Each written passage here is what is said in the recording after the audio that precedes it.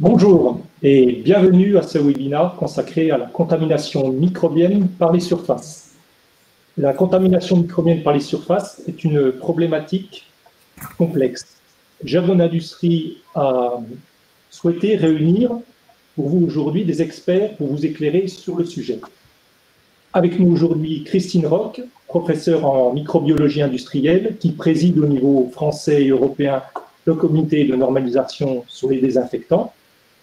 Jean-Michel Wendling, docteur en médecine, en santé et en hygiène industrielle. Loïc Marchand, fondateur et PDG de la société Pilot.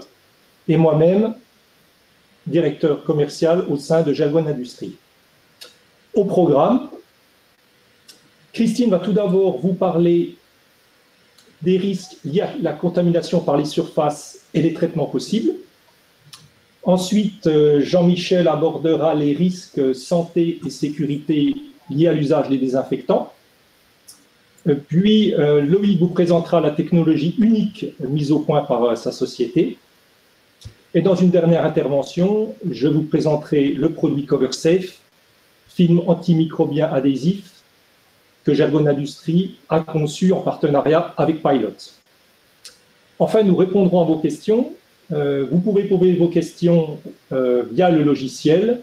Sur la page de droite, en bas, il y a un encart « Poser une nouvelle question ».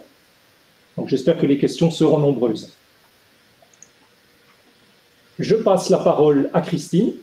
Christine, c'est à vous. Bonjour à tous et merci pour cette invitation. Nous allons donc démarrer ce webinaire par une présentation sur les voies de transmission pour en arriver bien évidemment à l'intérêt des surfaces antimicrobiennes et surtout les critères de sélection. Diapo suivante. En ce qui concerne les voies de transmission, donc on peut tout à fait reprendre les schémas qui sont utilisés dans le secteur hospitalier puisqu'ils sont tout à fait transposables au secteur tertiaire, agroalimentaire, industriel.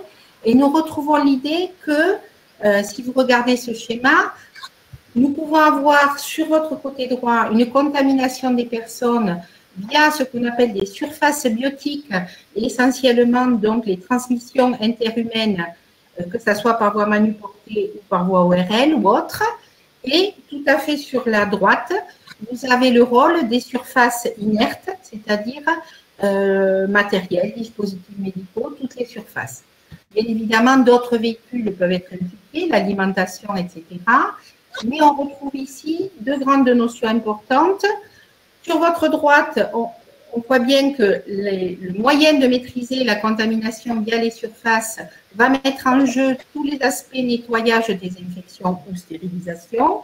Sur la partie gauche, on retrouve le fait qu'on va interrompre la chaîne de transmission par notamment le lavage des mains, le port de masque, etc. Et c'est tout à fait d'actualité dans le cadre de la pandémie Covid.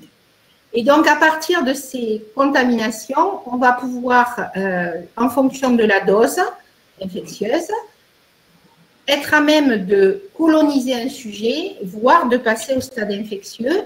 Et bien évidemment, cette notion est fonction à la fois du micro-organisme considéré, mais également des susceptibilités de l'hôte, c'est-à-dire est-ce qu'on a affaire à quelqu'un d'immunodéprimé, etc.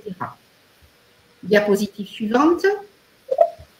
Un des points clés à considérer en termes de risque de transmission, c'est aussi la notion de flore résidente et de flore transitoire. Au niveau humain, nous avons des écosystèmes, c'est-à-dire des endroits où les micro-organismes sont présents de manière naturelle, parce qu'ils vont trouver sur ces sites tous les éléments nécessaires à leur maintien, à leur survie.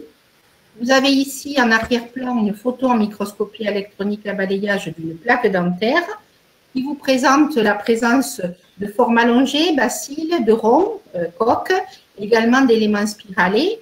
C'est une plaque normale, c'est-à-dire de quelqu'un qui se brosse les dents, mais nous avons donc une persistance des micro-organismes. C'est ce que nous appelons les flores résidentes.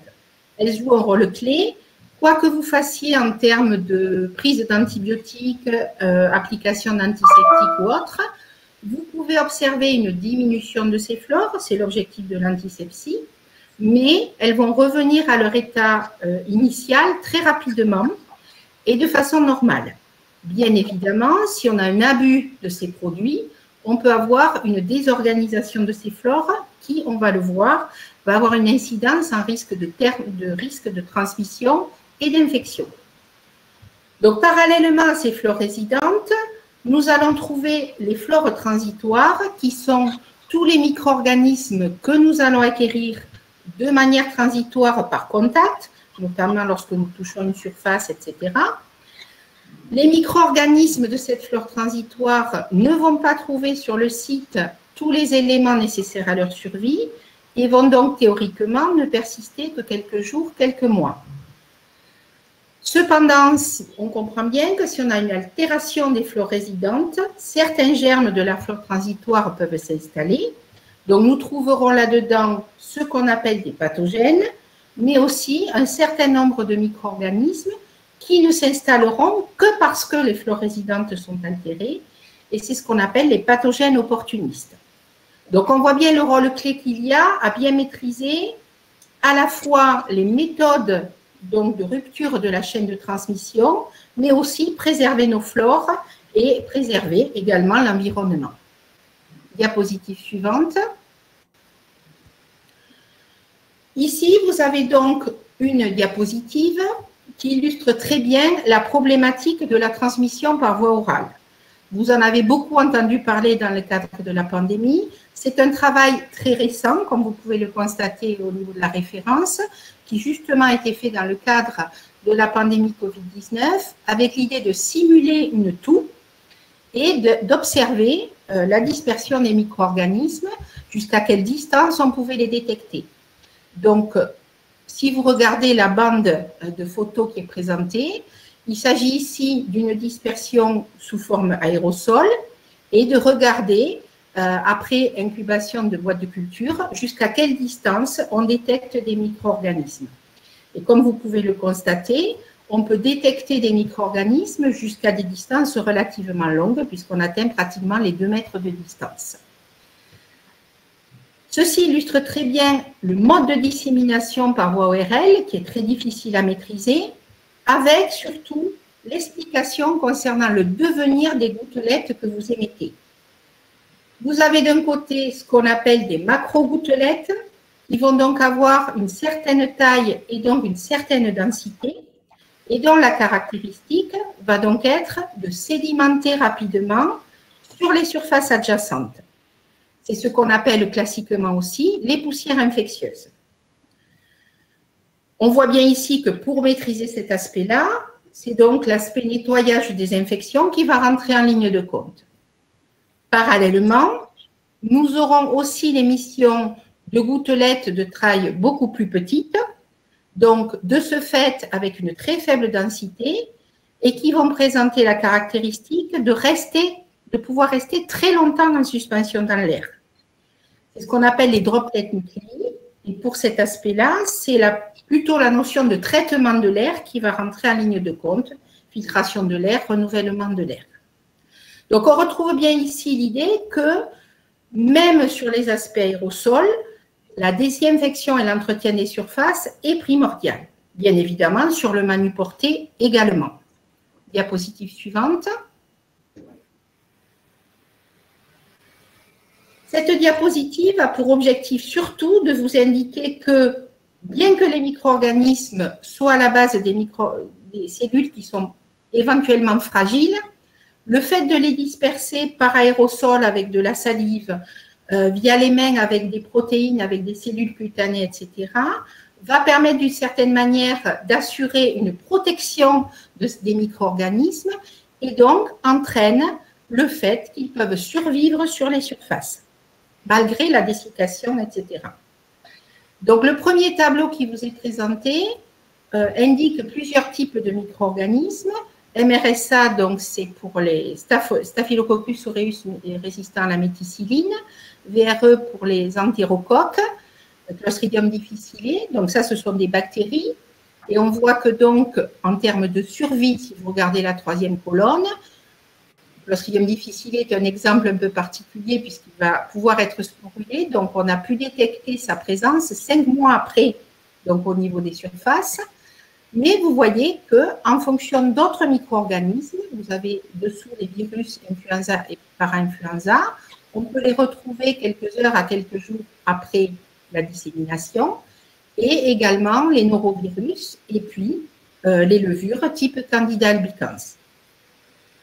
Et même pour les micro-organismes que l'on considère les plus fragiles à la dessiccation, comme les bactéries à gram négatif, vous voyez qu'on est capable, en secteur hospitalier notamment, de les retrouver sur des surfaces très très longtemps après leur dissémination, puisqu'on peut avoir des détections jusqu'à 5 mois après, voire plus. Et comme je vous le disais, la dessiccation ne permet pas d'éradiquer complètement ces micro-organismes. Diapositive suivante.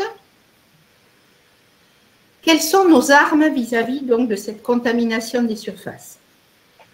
Alors, c'est un résumé très simple, hein, mais qui va nous permettre surtout de souligner les problématiques que l'on rencontre. Donc, bien évidemment, nous avons l'aspect nettoyage, purement nettoyage, qui fait appel à des détergents qui sont formulés essentiellement à base de tensioactifs.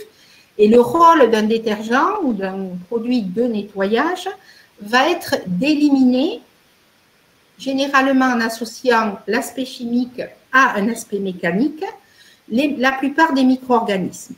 Par contre, son objectif n'est pas nécessairement de tuer les micro-organismes, c'est bien un enlèvement physique des micro-organismes. De ce fait, dans certains cas, on va vouloir rajouter une action supplémentaire qui est la désinfection, qui a bien comme rôle là par contre de tuer les micro-organismes. Mais à l'heure actuelle, nous nous trouvons confrontés à plusieurs problématiques. La première qui est très importante, c'est que quel que soit le désinfectant choisi, nous avons une activité, un niveau d'efficacité qui est fonction de ce qu'on appelle le couple temps-dose. C'est-à-dire que sur tous les flaconnages de désinfectants, vous aurez comme indication la concentration à utiliser pour un temps de contact précis. Et nous ne pouvons assurer une efficacité que si nous respectons ces données. Bien évidemment, cela veut dire que lors de l'usage réel, il faudra maintenir ce temps de contact et c'est souvent une grosse problématique. Le deuxième point clé, dont il sera question dans la suite du webinaire, c'est bien entendu le fait que nous sommes face à des produits chimiques qui vont présenter une certaine toxicité et donc les utilisateurs, les usagers vont se retrouver confrontés à une exposition à ces produits avec très souvent peut-être un manque d'information ou un manque de précaution dans l'utilisation de ces produits. Pour de très nombreux produits, il est recommandé d'avoir des gants ménagers, d'avoir même des lunettes, par exemple pour diluer le chlore, et très peu de personnes respectent ces considérations.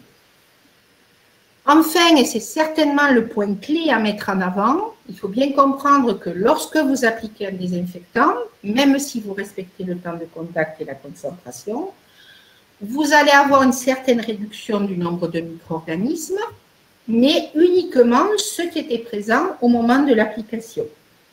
Dès que le contact est terminé, nous avons un arrêt de l'efficacité, c'est-à-dire que ce sont des produits antimicrobiens qui ne présentent aucune rémanence. Ça veut dire que donc, les surfaces se recolonisent ou sont capables de se recoloniser dès qu'on a arrêté l'application du produit. Donc ça, c'est quelque chose à prendre en compte et qui constitue une énorme différence avec la notion de surface antimicrobienne, c'est-à-dire de continuum d'activité dans le temps. Enfin, et nous avons vu quelques exemples en 2019, nous avons un risque de survie de certains micro-organismes dans les solutions de désinfectants elles-mêmes et dans les contenants, alors que ce soit par résistance naturelle, acquise ou adaptation. Et donc, en fait, on comprend bien à ce niveau-là que nous n'avons pas un seul procédé qui permet vraiment d'enlever ou d'éliminer les micro-organismes à partir des surfaces. Et donc, bien évidemment, cela souligne le fait qu'il faut passer à d'autres concepts et d'autres propositions. Diapositive suivante. Donc, quel que soit, un résumé sur cette première phase, quelle que soit donc les conditions et les surfaces considérées, nous avons affaire à ce qu'on appelle des réservoirs de risque infectieux ou au moins de risque de transmission. Donc, on a des recommandations concernant l'entretien des surfaces, mais on sait très bien qu'on a une efficacité moyenne puisqu'on est souvent sur du traitement manuel, ce qui veut dire qu'il faut que les personnes qui appliquent ces produits, qui appliquent ces procédures soient bien informées, formées. Et donc ça pose souvent des problèmes, notamment en termes de timing. Et du coup, on voit apparaître des nouvelles propositions, nouveaux procédés ou nouvelles approches. Et donc, je vous ai mis là celles qu'on va trouver actuellement le plus souvent. Donc, sur votre gauche, la notion de désinfection par voie aérienne, qui est la notion de diffusion d'un désinfectant dans une pièce hors présence humaine pour atteindre toutes les surfaces. Donc, on va se retrouver là avec quelque chose d'efficace, mais le fait qu'on a une immobilisation de la pièce assez longue, puisque le temps de contact doit être maintenu de manière prolongée. Il faut attendre en plus que le produit dépose et que le produit soit naturellement ou artificiellement éliminé, puisqu'il va être très toxique. Et que donc, on aura cette problématique-là, en plus de l'aspect corrosion éventuelle des matériaux qui sont présents dans la pièce. Sur votre droite, vous avez une autre approche qui est largement utilisée à l'heure actuelle, c'est l'utilisation de la vapeur, qui va être utilisée aussi bien dans le secteur médical que dans d'autres secteurs, où là, on va trouver une autre idée, c'est-à-dire que là, bien évidemment, on n'a pas de produits chimiques. C'est une application de vapeur, va rester le problème pour le personnel des risques de brûlure. Par contre, on n'a pas de produits chimiques en soi. Et la problématique de cette diffusion, de cette utilisation de la vapeur, c'est qu'elle nécessite aussi une application manuelle très précise. Et donc, c'est très consommateur de temps pour le personnel ou pour les utilisateurs. Et bien évidemment, on a le nouveau concept, entre guillemets, de surface antimicrobienne, même si on sait depuis de très nombreuses années, voire des décennies ou plus, que certaines surfaces présentent naturellement des activités antimicrobiennes, comme certains métaux. Diapositive suivante. Et donc, sur les surfaces antimicrobiennes, on voit bien l'idée d'apporter une solution qui va être très intéressante puisque on va pouvoir laisser en persistance une activité antimicrobienne s'exprimer. Un des problèmes que l'on rencontre à l'heure actuelle, c'est comment évaluer l'efficacité de ces surfaces antimicrobiennes. Donc, comme on vous l'a indiqué au départ, je suis à la Commission européenne antiseptique et désinfectants, et il est clair que les méthodes standardisées que nous avons pour évaluer les antiseptiques et désinfectants ne sont pas du tout applicables à la notion de surface antimicrobienne, puisque dans ce cas-là, nous avons une persistance du contact. D'autre part, il est très important d'arriver à définir ce qui est intéressant au niveau de surface antimicrobienne en termes de niveau d'activité et d'activité revendiquée.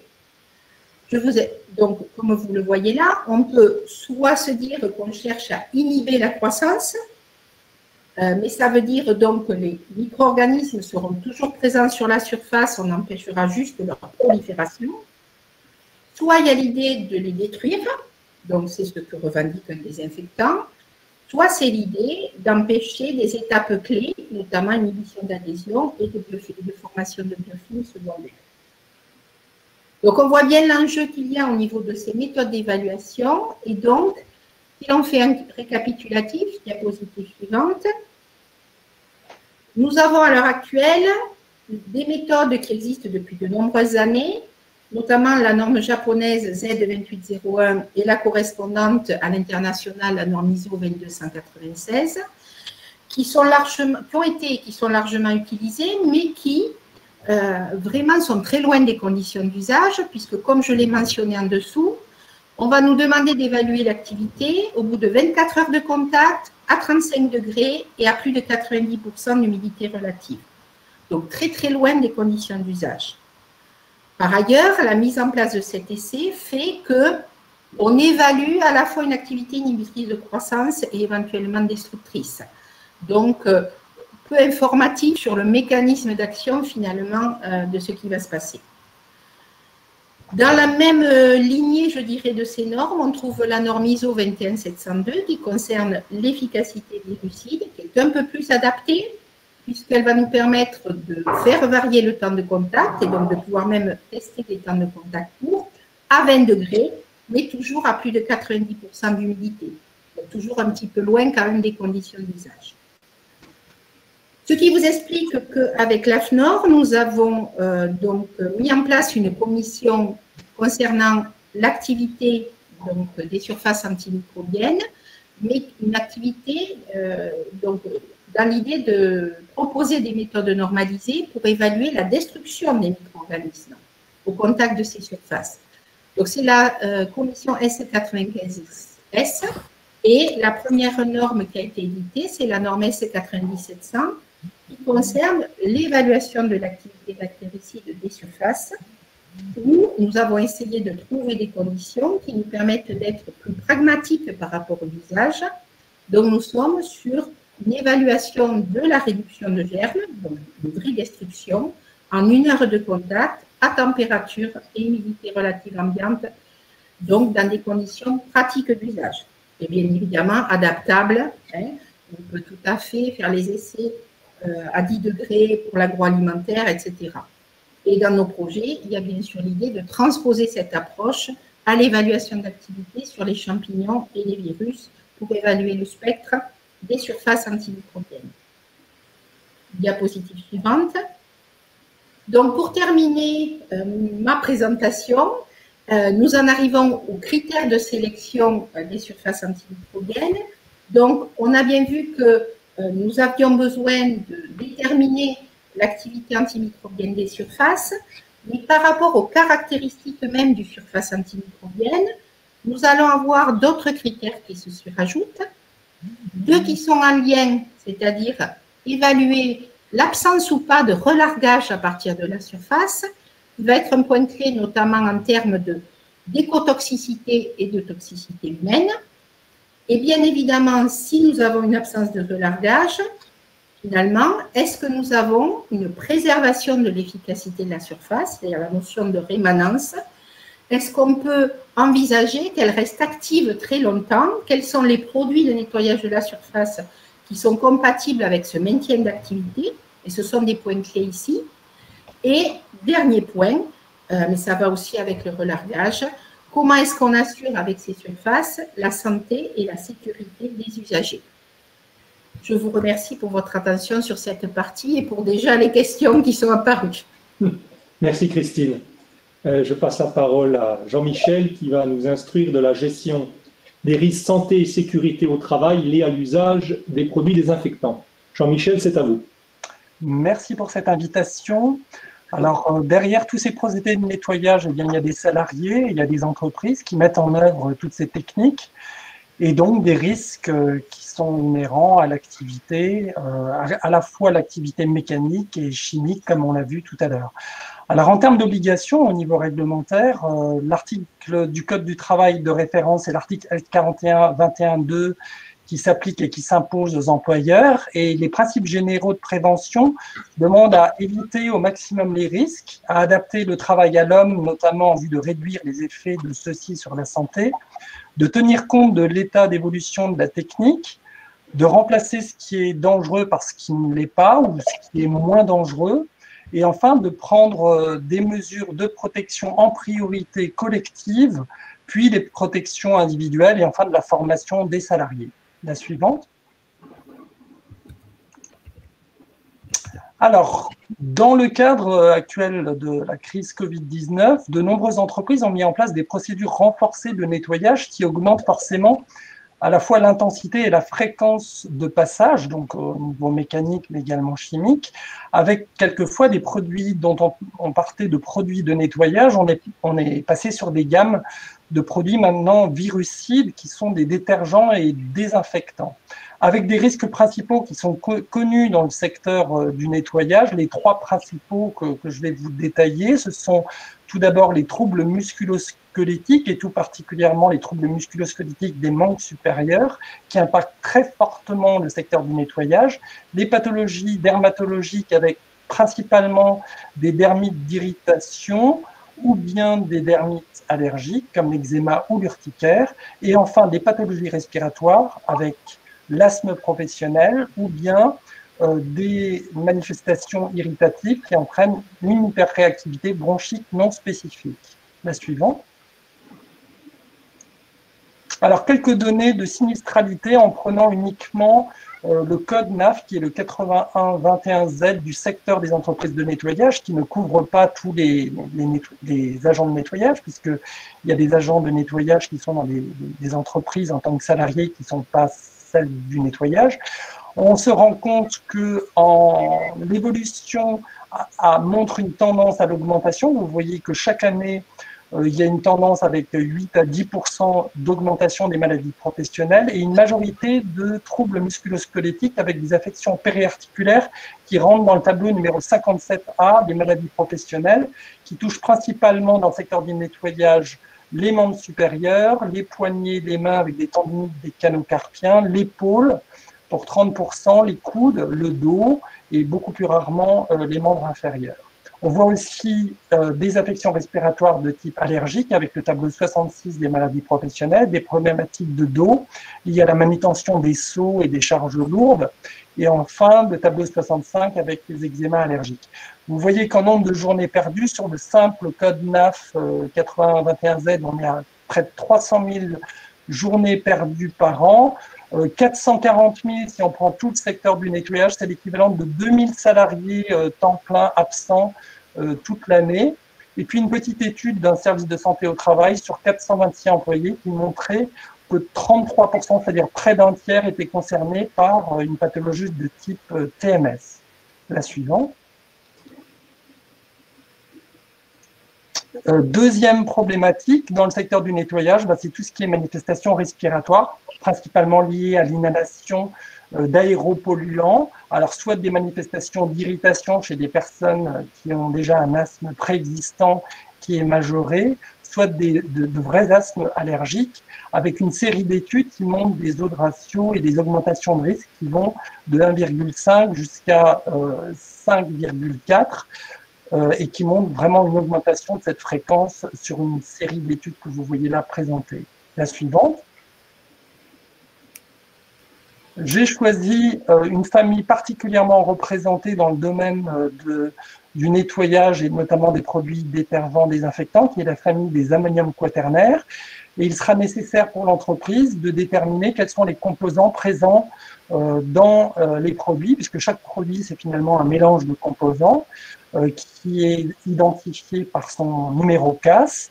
Et donc, dans les ammoniums quaternaires, on a des cations avec une série de groupes alkyl-aryl associés à des ions chlorure qui ont cette fonction désinfectante. Ce sont des tensioactifs antistatiques qui sont solubles et qui sont utilisés de manière très importante dans plein de secteurs, que ce soit le milieu hospitalier, l'industrie agroalimentaire, les bâtiments, enfin c'est dans toutes les entreprises. La suivante, et également à destination grand public.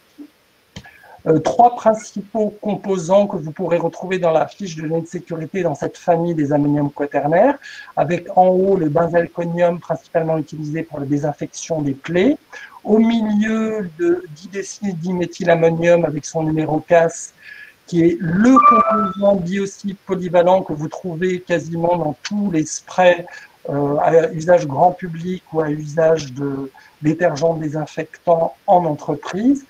Et enfin, une troisième molécule plus spécifiquement utilisée dans la désinfection de l'instrumentation et des dispositifs médicaux, avec en référence les problématiques santé d'asthme, de rhinite, d'urticaire, d'eczéma, qui a été montré dans différentes études. La suivante.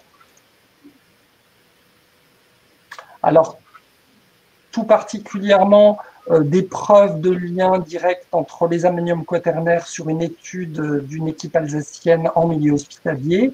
Vous voyez qu'il y a une augmentation de risque d'un facteur 7,5 pour des manifestations de type asthme et 3,2 pour des manifestations de type rhinite irritative avec manifestations directement liées à l'activité professionnelle chez du personnel hospitalier et des preuves directes avec des tests positifs qui ont été réalisés sur une équipe également alsacienne qui a montré sur une série de 16 cas avec des tests de provocation bronchique positifs, des liens directs avec la molécule qui est présente dans la majorité des produits de nettoyage.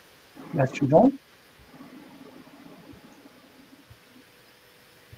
Alors, en pratique, la prévention. Alors, les principes généraux, si on les reprend, ça sera de limiter les risques ou de les réduire ou de les supprimer en adaptant le travail à l'homme en vue de réduire déjà l'exposition. Donc, ça sera réduction de la fréquence de nettoyage dans la mesure du possible et du nombre de passages, si c'est possible sur le plan sanitaire.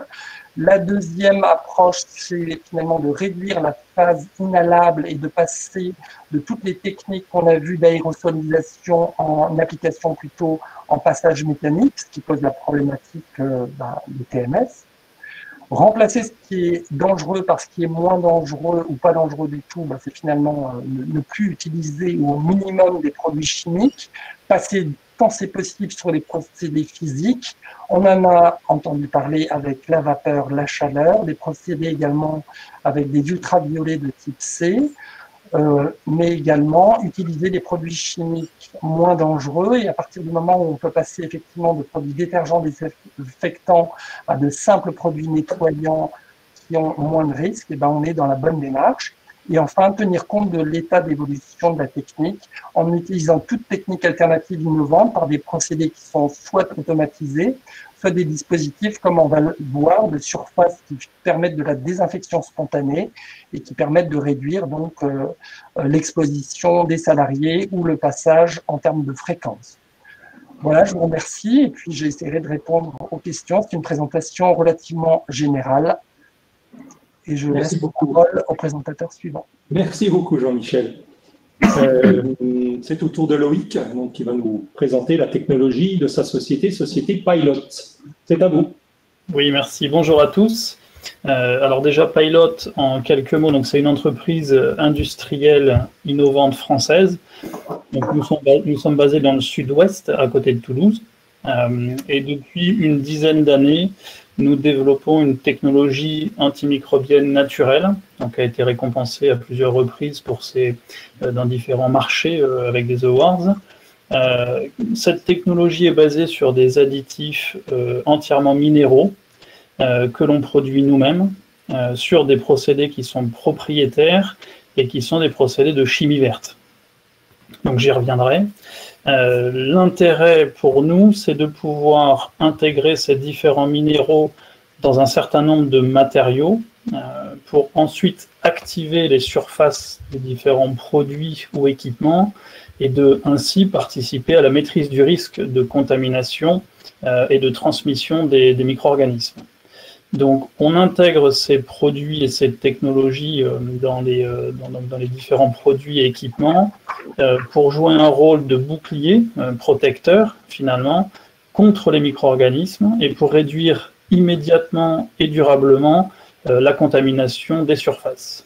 Donc, suivante, s'il vous plaît. Donc, pour produire ces éléments de notre technologie, donc les éléments minéraux, les additifs, nous avons conçu et nous fabriquons nos propres procédés de production de chimie verte. Donc, ça veut dire quoi, chimie verte? Ça veut dire que nous avons des procédés qui utilisent uniquement l'eau comme solvant, que le procédé en soi pourrait être comparé à un microréacteur, c'est-à-dire que c'est un procédé en continu qui ne présente qu'une seule étape. Donc, il n'y a pas de post-traitement à répétition avec les risques associés, ce qui permet de comprendre que l'on a une pureté sur nos produits qui est extrêmement haute, puisqu'on maîtrise en fait ce que l'on met au départ du process et donc ce que l'on récupère, puisqu'il n'y a pas de post-traitement. Tout le process au niveau des zones chaudes en fait utilise l'électricité pour être monté en température. nous avons aucun déchet, c'est-à-dire tout ce qui est intégré dans la machine est transformé. Donc il n'y a pas de déchets qui sont fabriqués. Donc nos installations de capacité industrielle permettent de produire ces minéraux, ces céramiques de très haute pureté. Alors on parle de minéraux et de céramiques donc, qui sont très connus pour leur stabilité, qu'elles soient thermiques, qu'elles soient dans le temps. En gros, je pourrais caricaturer en disant que c'est simplement de la pierre. Donc la pierre est bien connue comme étant un élément très stable. Nous fabriquons ce qu'on appelle de manière un peu plus technique des oxydes métalliques, c'est-à-dire que plutôt que de s'arrêter aux simples métaux, qui eux ont une fragilité intrinsèque, puisqu'ils ne sont pas dans un état le plus stable possible, en fait on pousse volontairement cette transformation en apportant l'oxygène qui manque aux métaux pour créer ces oxydes métalliques et donc favoriser la création d'une espèce complètement stable que sont ces minéraux, ces céramiques. Donc le principe, c'est que nous sommes en capacité de contrôler en fait la taille de ces petites particules.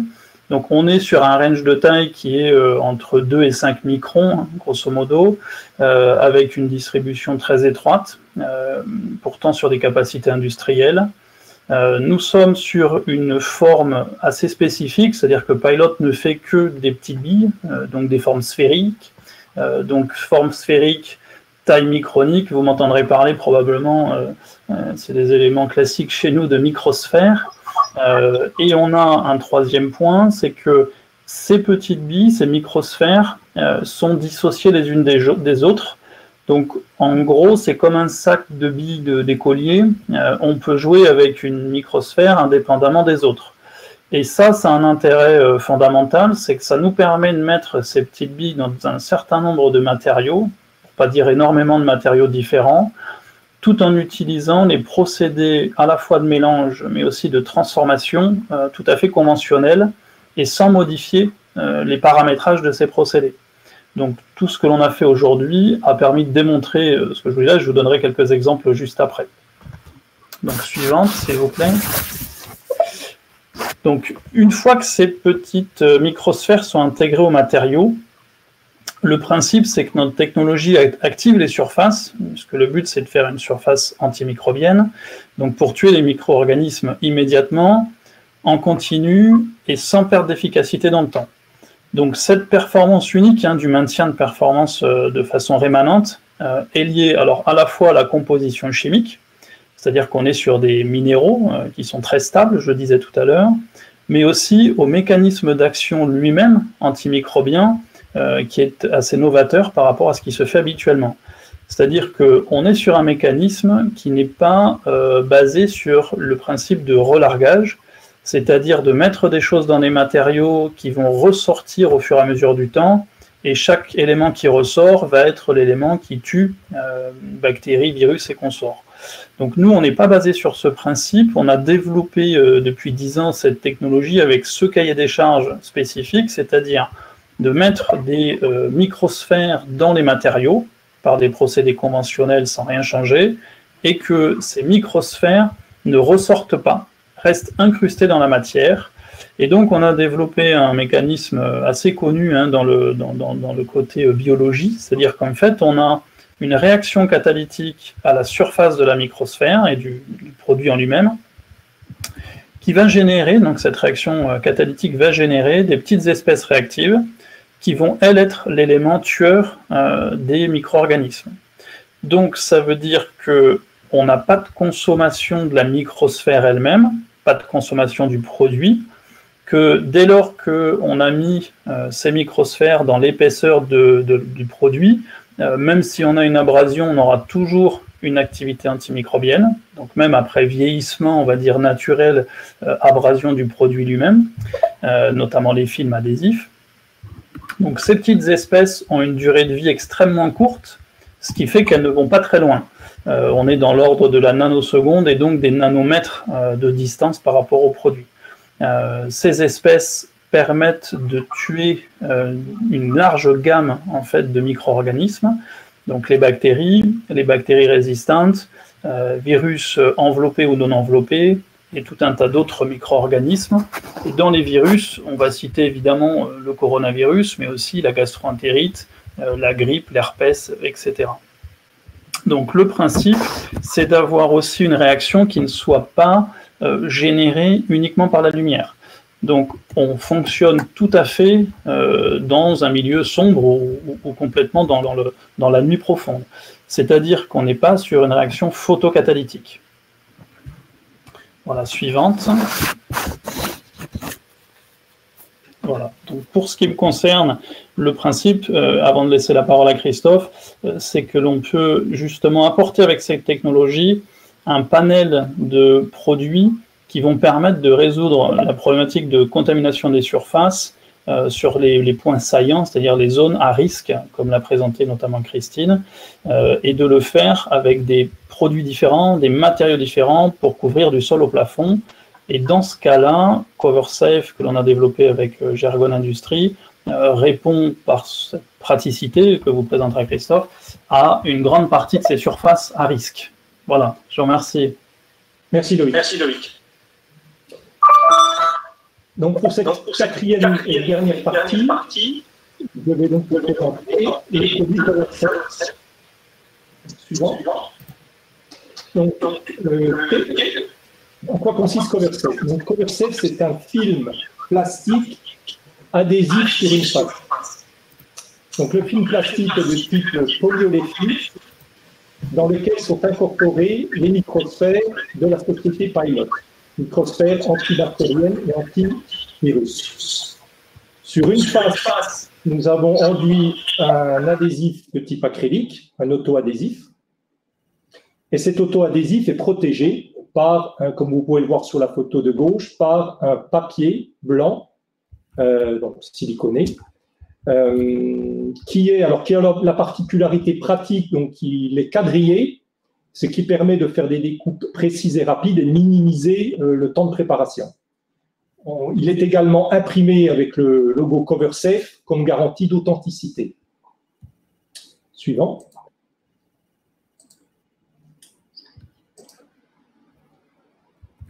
Alors, les caractéristiques du produit CoverSafe, qui est donc, je disais, une solution automatisée de désinfection des surfaces. Donc, c'est une solution qui offre une désinfection en continu. 24 heures sur 24, 7 jours sur 7, jusqu'à 4 ans. Comme l'a dit Loïc, il n'y a pas besoin de lumière pour activer le processus de dégradation microbien. Relativement au spectre d'activité sur les virus et les microbes, donc c'est un spectre large, comme Loïc l'a mentionné, donc les coronavirus, la grippe, plein d'affections qu'on peut retrouver en entreprise et qui peuvent générer alors c'est ça qui est important à comprendre dans le domaine des entreprises, c'est que ça génère de l'absentéisme. On pense à la gastroentérite par exemple. Et là, la grippe qui va arriver à l'automne, à l'hiver. Donc, en utilisant CoverSafe, vous pourrez réduire l'absentéisme, effectivement, dans le personnel au travail. L'action est rapide, puisqu'on a une action. Alors, on a fait un test en laboratoire sur un coronavirus humain, le 229E, celui qui est disponible en laboratoire pour des tests. Donc, on a une efficacité de 90% en 1 heure et 99,9% en 24 heures. C'est une action qui est stable. Donc, puisque l'actif, en fait, n'est pas consommé au cours du processus de dégradation, l'action, à l'initial, quand vous avez fini d'appliquer le produit et quand au bout de 4 ans, vous avez le même niveau d'efficacité dès l'instant où le film, bien sûr, n'est pas détruit mécaniquement, bien entendu. Dans ce cas-là, il faut le changer et on a un adhésif qui est on appelle enlevable, c'est-à-dire que si jamais le film est détruit, vous pouvez le retirer sans laisser de traces et en poser un nouveau. C'est une solution donc naturelle qui est sans danger pour l'homme et son environnement. Donc, nous avons fait des tests en laboratoire qui le prouvent. Élément, je pense, très important aussi pour des applications donc, dans des milieux d'industrie alimentaire ou dans des cantines, c'est l'aptitude du produit à pouvoir être mis en contact avec des aliments. Si vous posez votre sandwich sur une table où il y a le film CoverSafe, vous pouvez sans risque le prendre et le manger. Ça, nous avons un test en laboratoire qui le prouve. Suivant. CoverSafe, c'est une solution qui est discrète. Donc là, c'est les avantages liés à la pose du produit. Donc ça, c'est une solution discrète. Alors, on le voit peut-être mal, mais dans cette salle, donc toutes les salles donc chez Gelbon sont équipées de film. Donc, une fois que c'est posé, effectivement, selon notre méthode de pose, c'est un film qui est très, très discret. Alors ça, c'est quand même un avantage. C'est fin, c'est transparent, c'est mat. L'installation est facile. Alors, il y a deux méthodes pour l'installer. Il y a une méthode dite sèche, c'est-à-dire vous prenez le film, vous retirez le protecteur, et puis vous appliquez le produit, voilà, comme sur la surface, nous avons une raclette qui permet d'éliminer les bulles d'air qui pourraient se former. Ça va bien pour les petites surfaces, sur les poignées de porte, par exemple. Pour des plus grandes surfaces comme des tables, nous recommandons une pose en humide. Donc, nous avons des vidéos de pose que vous pourrez retrouver sur YouTube qui vous montrent très clairement comment ça peut être appliqué par tout à chacun. Il n'y a pas besoin de société spécialisée pour appliquer. C'est vrai que si vous avez une très grande quantité peut-être de tables à faire, des sociétés spécialisées peuvent être utiles, effectivement. Mais sinon, vous pouvez le faire vous-même. Encore un point important, c'est un produit, quand vous allez le nettoyer, alors le nettoyer avec donc, des tensioactifs, un produit ménager standard, vous n'allez pas prendre de l'actif, puisque comme l'a expliqué Loïc, les microsphères sont incorporées dans le film et ne sont pas relarguées en surface. Donc, vous pourrez nettoyer avec des produits traditionnels le produit CoverSafe. Si, effectivement, le produit est amené à être en contact avec des désinfectants, nous avons également fait des tests en laboratoire, l'efficacité de CoverSafe est maintenue. Typiquement, je ne sais pas, avec de la javel ou des ammoniums quaternaires, comme l'a mentionné Jean-Michel, le produit conserve son activité antimicrobienne. Et puis, si le produit, au fil du temps, venait être, à force peut-être de le nettoyer avec des détergents traditionnels, mécaniquement, vous abrasez un petit peu la surface, on a également montré que l'efficacité du produit n'est pas altérée. Donc, clairement, l'usage de CoverSafe permet de rassurer effectivement les employés dans une entreprise, le public qui vient dans des espaces ouverts, des espaces fermés, comme on veut le voir plus tard dans les applications. Suivant.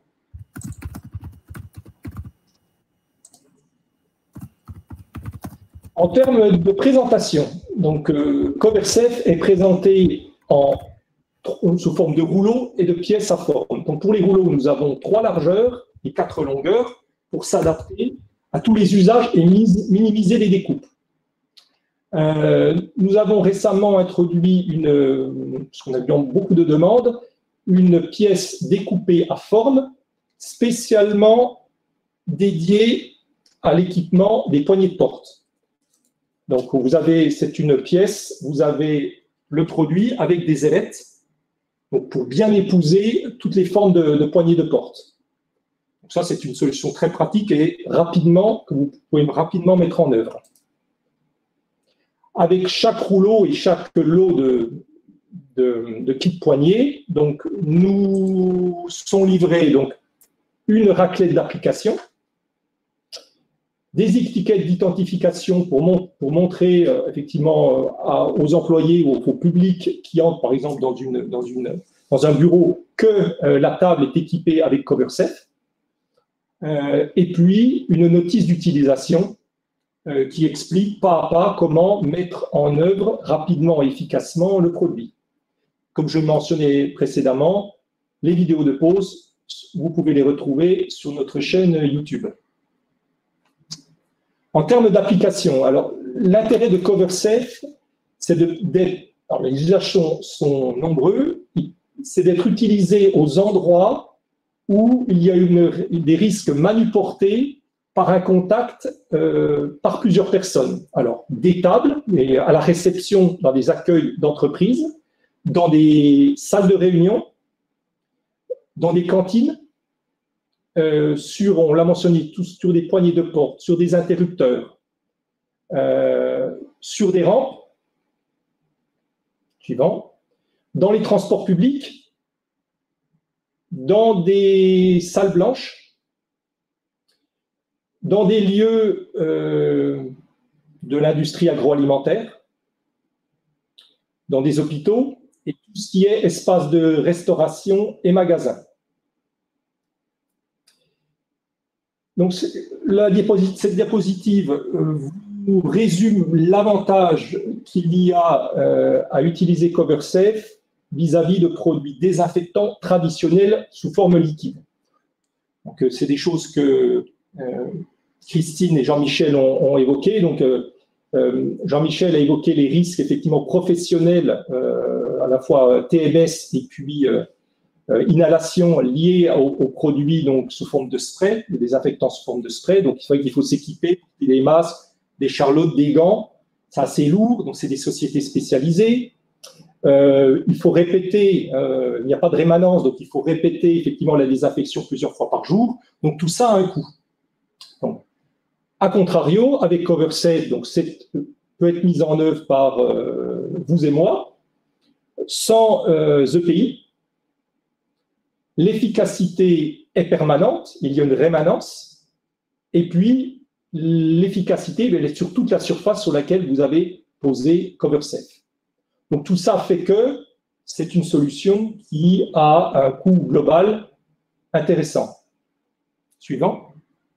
Donc pour vous illustrer l'intérêt sur l'aspect économique, et on verra sur les aspects aussi vraiment de santé sur les employés, donc le cas donc, du site Gergon Industrie d'Oyonnax, donc 25 000 m² couverts. Donc au début de la crise Covid en mars, donc, nous avons pris bien entendu les mesures qui s'imposaient pour assurer la continuité du travail sur le site, donc la sécurité du personnel qui y travaille. Donc tous les jours, il a été mis en place un processus de désinfection des surfaces qui pouvaient être, que plusieurs personnes pouvaient toucher. Donc, typiquement, les poignées de porte, les tables à la cantine, dans les espaces de pause, sur effectivement les lieux de réunion. Donc, une personne faisait ça, elle à ça toute la journée. Donc, au total, par mois, on était à peu près à 2 000 € sans compter le prix, le coût des désinfectants. Et puis de toute l'organisation autour. Bon, il était clair que désinfecter une fois par jour tous ces endroits, c'est quand même pas idéal pour assurer, je prends une poignée de porte, hein, ça vient d'être désinfecté, très bien, mais 5 minutes après, une personne arrive avec effectivement un virus ou des microbes pathogènes sur la main, donc contamination manuportée, prend la poignée, une personne 10 minutes après passe derrière et se retrouve potentiellement contaminée si elle met la main au visage. Donc, mais bon, c'était pas manageable il fallait effectivement, après, c'est une personne qui était là en permanence à appliquer un coup de spray sur la poignée, donc on peut pas, en pratique, c'était difficilement manageable. Donc, CoverSafe, effectivement, a été mis au point. Slide suivant. Et nous avons équipé immédiatement donc, nos salles de réunion, nos cantines et salles de pause, et toutes les poignées d'usine, on en a 120, avec CoverSafe. Donc, d'un point de vue coût de mise en œuvre, alors ça, c'est un coût une fois, hein, puisque le produit est actif de façon permanente pendant 4 ans, donc on est environ à 1 400 €. Donc, je dirais que le retour sur investissement, il est très rapide, hein, en 3 semaines. Et c'est une protection qui est vraiment efficace en permanence. C'est tout là l'intérêt du produit, c'est qu'il travaille pour vous et il n'y a pas besoin de repasser derrière. Et il n'y a pas besoin de désinfecter CoverSafe, il agit tout seul. Donc c'est vraiment un progrès pour les employés sur site c'est vraiment un élément qui les a rassurés et qui est extrêmement apprécié. C'est une protection vraiment efficace et réelle. Slide suivant. Donc, nous allons aborder la question, je regarde un petit peu le timing, des questions-réponses. Alors, je regarde toutes les questions, on en a reçu de nombreuses. Alors, on va essayer effectivement d'en prendre le maximum tout en ayant un timing. Je vois que, effectivement, 10 minutes à peu près, 10 minutes, un quart d'heure de questions. Alors, on a une première question de Valérie qui nous demande, qui nous parle de l'efficacité après 1 heure. Donc, CoverSafe revendique une efficacité de 90%, 90% des microbes donc, éliminés en 1 heure. Certaines autres technologies sont au-delà à 95, 97%. Alors, est-ce qu'on peut considérer que, la question, est-ce qu'on peut considérer que CoverSafe est moins performant? Concernant ces pourcentages, Christine, est-ce que vous pourriez nous éclairer?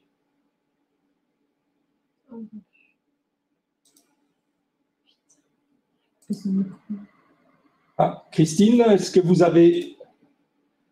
Ah, attendez, on entend… Christine, nous ne l'entendons plus. Petit problème technique. Mais là, ça, vous m'entendez à nouveau? On vous entend, oui, je pose la question. Alors, désolée.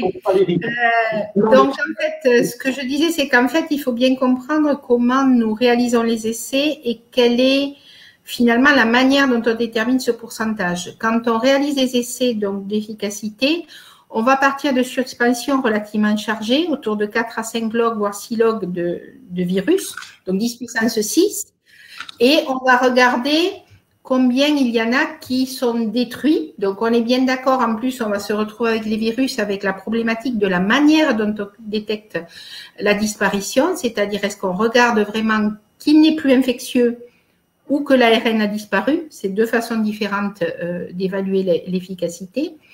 Et par ailleurs, donc, on va regarder donc combien on a de réduction. Quand on exprime quand on dit qu'on a une disparition de 90%, ça veut dire qu'on détruit 1 log, une puissance de 10.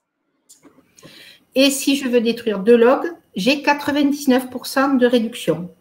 Donc, tout ce qui est je dirais qu'entre 90 et 99, allez dire c'est 95 et 97, ça n'a pas un gros intérêt, puisque dans tous les cas, vous êtes entre 1 et 2 logs de réduction. Donc ça, c'est le premier point. Et pour un peu répondre à d'autres questions qui tournent et parce qu'on ne peut pas répondre et taper les réponses à tout le monde, il faut bien comprendre aussi que l'idée n'est pas d'avoir un niveau d'efficacité comme avec un désinfectant, c'est-à-dire de détruire 4 ou 5 logs en 5 minutes, puisqu'on insiste bien sur le fait qu'ici, on a une activité continue. Nous sommes sur un continuum d'activité, c'est-à-dire que dès qu'on va remettre des germes sur la surface, ils vont commencer à être détruits, etc. Et que nous sommes dans une démarche globale de maîtrise des contaminations. Il est bien sûr hors de question de dire qu'on répond à tout et que du coup, il n'y a plus besoin de prendre les autres mesures barrières, notamment dans le cadre de la pandémie. Il faut continuer à se laver les mains, etc. C'est bien l'idée, par contre, d'assurer que nous avons un continuum d'activité, puisqu'on le rappelle, si vous appliquez un désinfectant, vous allez détruire immédiatement les micro-organismes présents, mais si quelqu'un touche la surface après, elle va remettre une forte charge de Covid, et celle-ci ne sera pas éliminée avant que vous appliquiez à nouveau un nettoyant désinfectant.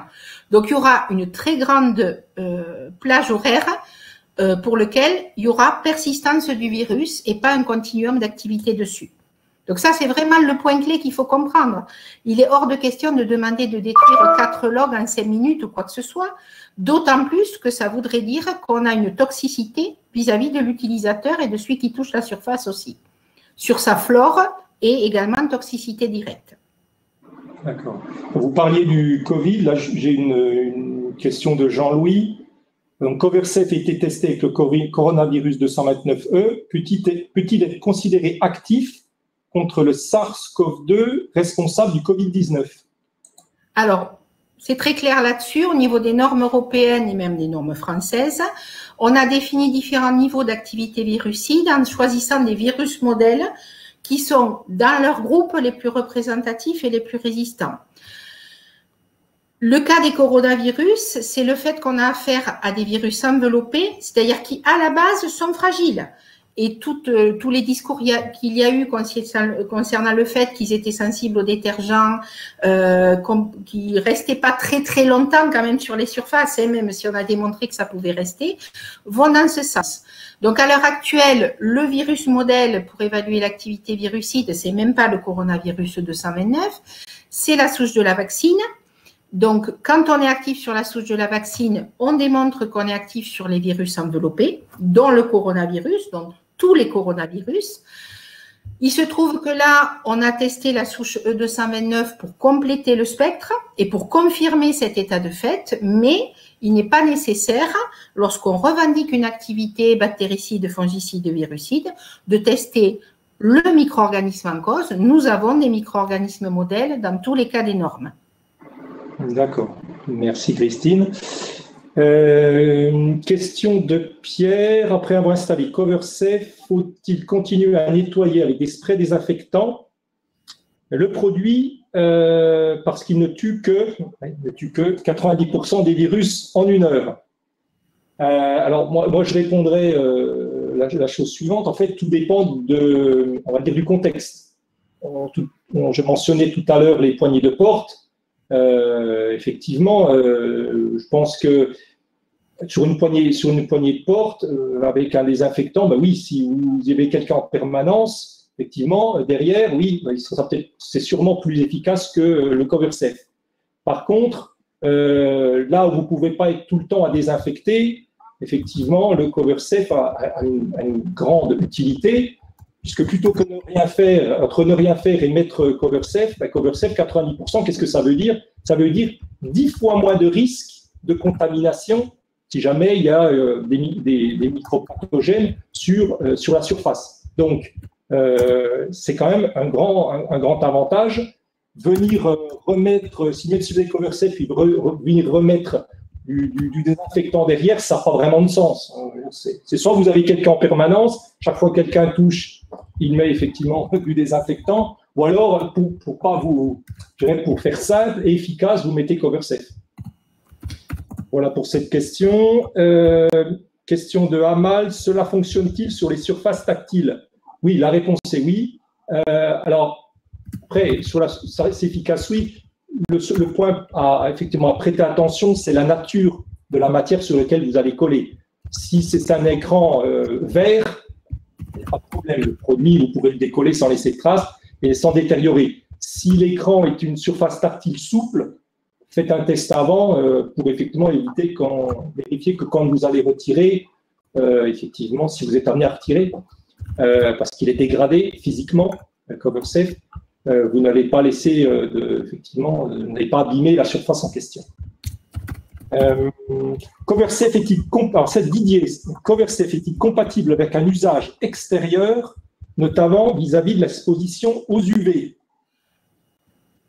Alors, sur cet aspect extérieur, c'est qu'on a régulièrement la question, si c'est un usage en extérieur avec une exposition intermittente au rayonnement solaire, oui, c'est possible. Si c'est en extérieur avec une exposition permanente au soleil, on ne le recommande pas. C'est pas que ça a une mauvaise influence sur l'activité antimicrobienne, ça ne change rien, mais c'est plus sur la caractéristique physique du film. Si à un moment donné vous êtes amené à l'enlever, toujours pareil pour les questions mécaniques, de dégradation physique du film, s'il est vraiment resté très très longtemps exposé au rayonnement solaire, il se peut, quand vous allez le retirer, mais qu'il ait tendance un petit peu à se casser. Voilà. Une question de Marie. Est-ce facile à poser? Est-ce que je peux le poser moi-même? Bon, c'est quelque chose que j'ai abordé, mais oui, je peux effectivement le redire à nouveau. C'est facile à poser. Chacun peut le faire. Petite surface, une méthode sèche, juste avec la raclette ou chasser l'air, c'est facile. Des grandes surfaces, une méthode humide, comme mis dans notre notice d'utilisation et sur notre vidéo YouTube. Une question d'Adrien. Comment savoir si le produit fonctionne encore après plusieurs mois d'utilisation? Alors, oui, c'est une bonne question. C'est très simple, comme on l'a dit précédemment. Les microsphères de la société Pilot, incorporées dans le film CoverSafe, ne relarguent pas, ne sont pas consommées pour être actifs contre les microbes. Ils restent en permanence. Donc, vous n'avez pas de soucis à vous faire jusqu'à 4 ans, puisque c'est le recul que nous avons en test labo. Le produit sera actif de façon identique. Donc, ça, c'est important, effectivement, cette permanence, rémanence. Je regarde dans les autres questions. Qu'est-ce que nous avons là?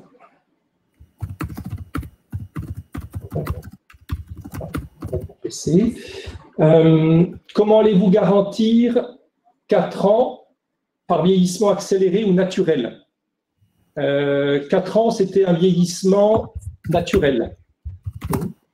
Il y a eu des tests de vieillissement accéléré, effectivement, en température, pour vérifier effectivement qu'il n'y avait pas d'effet sur la température, humidité de l'activité antimicrobienne. 40 degrés, 75% d'humidité, 6 mois. On va prendre encore 5 minutes de questions. Peut-être une question pour Loïc. Vos particules sont des catalyseurs, mais avec quoi réagissent-elles pour générer la substance active?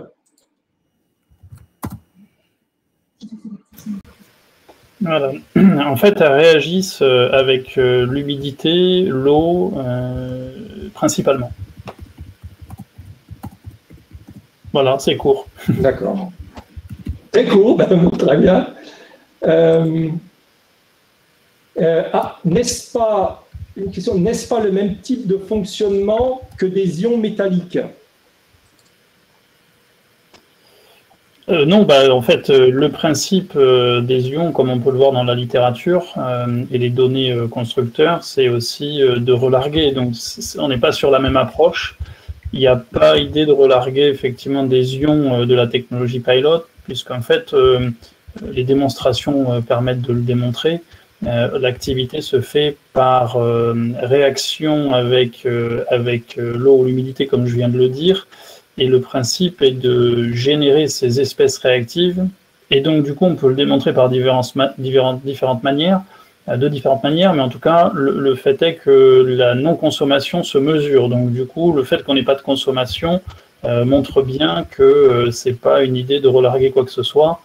Et donc, ça corrobore assez bien ce que l'on connaît sur la technologie, au sens de la catalyse, en fait, qui se forme avec l'eau ou l'humidité.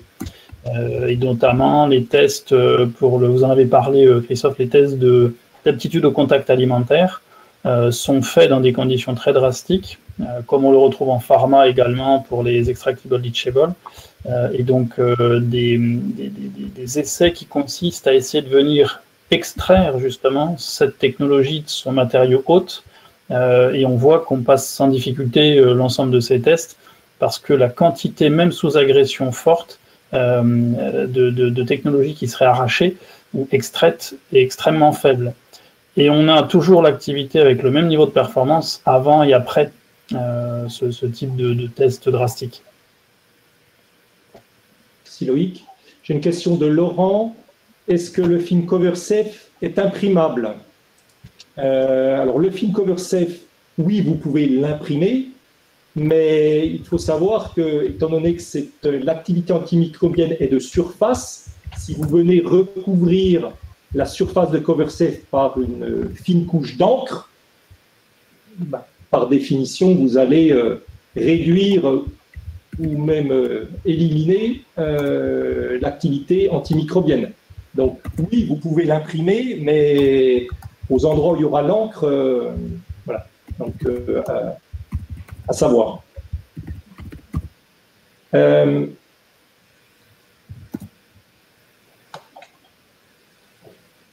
Une autre question. Monica nous demande le coût d'acquisition du film. Donc, le coût d'acquisition du film. Donc, ça, Monica, envoyez-moi un mail et je vous ferai notre meilleure offre sur le produit CoverSafe.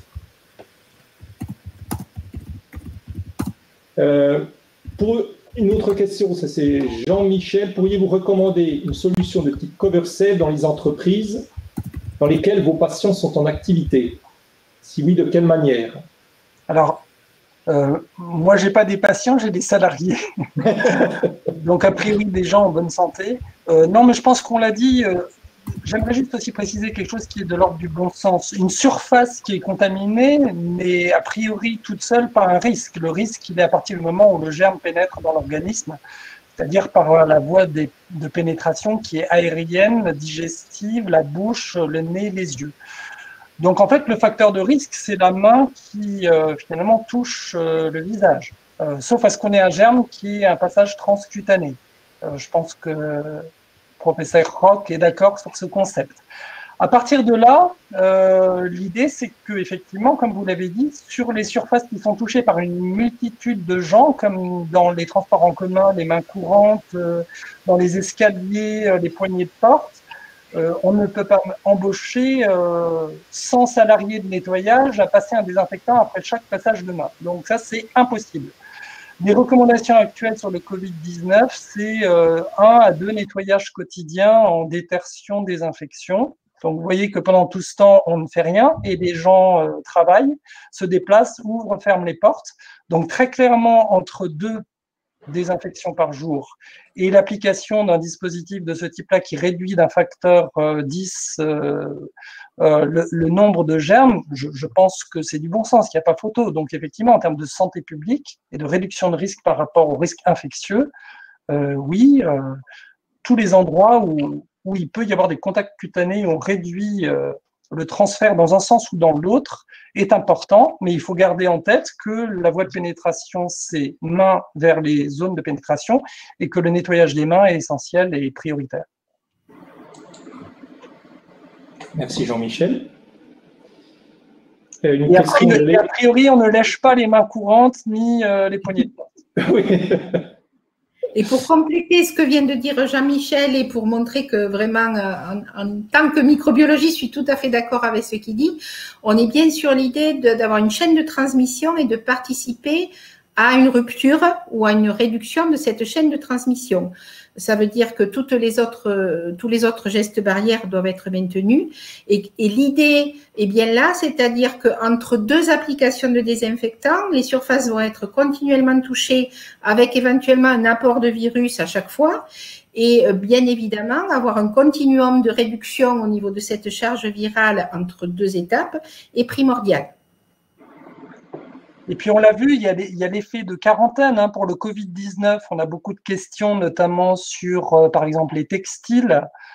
Qu'est-ce qu'on fait? Est-ce qu'on applique de la vapeur ou alors est-ce qu'on met en œuvre le procédé de quarantaine? Très clairement, entre s'escrimer à vouloir passer le nettoyeur vapeur sur tous les tissus ou le mettre dans une pièce et le récupérer 24 heures plus tard pour le remettre en rayon, je crois qu'il n'y a pas photo. Il faut avoir une approche pratico-pratique.